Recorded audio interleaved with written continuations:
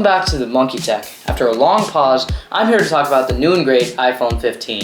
So it's been a week or so since its release, and I'm kind of experimenting and taking my time with this video because it's a new video style. I don't have the iPhone 15 physically with me right now, so I'm gonna have to warn you that this is a review solely based on my little hands-on time with it and opinions of the phone from both my friends and other reviewers. So let's get into it. First, let's talk about the most obvious thing when you pick up an Apple iPhone: design.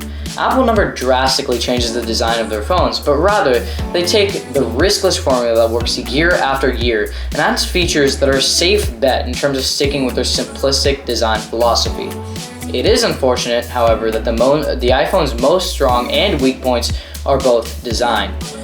For the strong parts of the design, they've rounded the edges of the new iPhone, and from what I've observed, it just works. There's still that iconic Apple design with the harsh edges, just like 13 mini, that make the phone look aggressive compared to its competition, who have just moved on to rounded, more pebble-like textures for their phones. But while keeping this trademark feature, Apple has somehow managed to make the phone feel rounded and better in the hands. Other than that, they've also switched to this new frosted glass back finish, which feels really smooth. The one necessarily bad part of the design, which kind of depends on everyone's aesthetic, is that the fact that the colors this year are extremely unsaturated.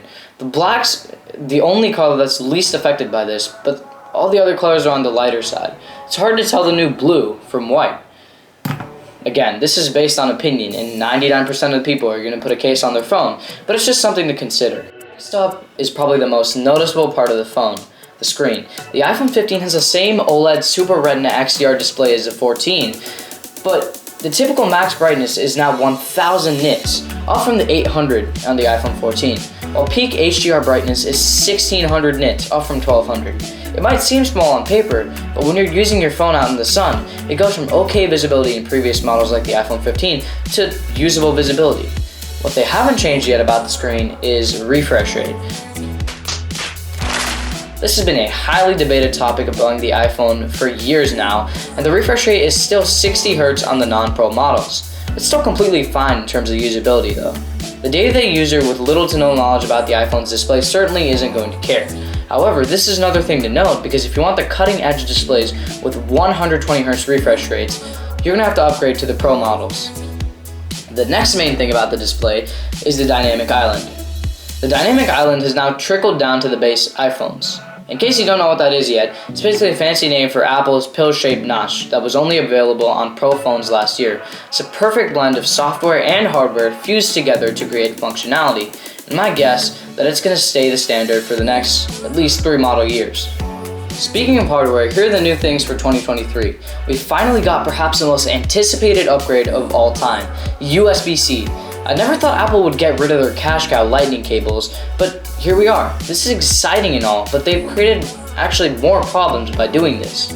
First of all, by equipping this earlier than they probably would have due to the EU's regulations, the new USB-C transfers data at a mere 480 megabits per second.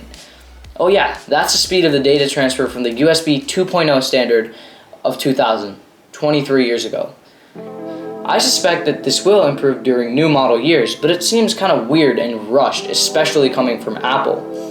I can't talk about performance again because I don't have the device with me physically to run benchmarks and stuff, but it's an iPhone, so graphics and browsing are going to be done with ease.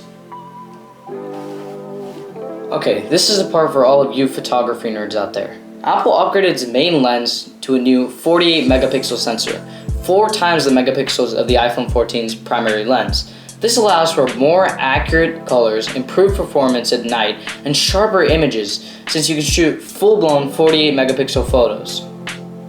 Plus, you can now use the middle 12 megapixels of the sensor for zooming in without losing quality, which is a very handy feature to have. Oh yeah, remember cinematic mode? That's also available in 4K instead of 1080p right now. It seems kind of the way the smartphones are going. They might even replace full-blown chunky DSLR cameras. If you want to hear my full verdict on that though, check out my video, which will appear somewhere on the top. If you have made it this far throughout the video, I appreciate your patience. Like, drop a sub, and comment down below what videos I should make next. While you're busy doing that, here's my verdict on the iPhone 15. Strong points are definitely the 48 megapixel main camera, dynamic island, rounded design, and an extremely capable display. If you want, you can throw the USB-C port on there. On the other side, the major weaknesses of the new device are the grossly unsaturated colors, the 60 Hz refresh rate.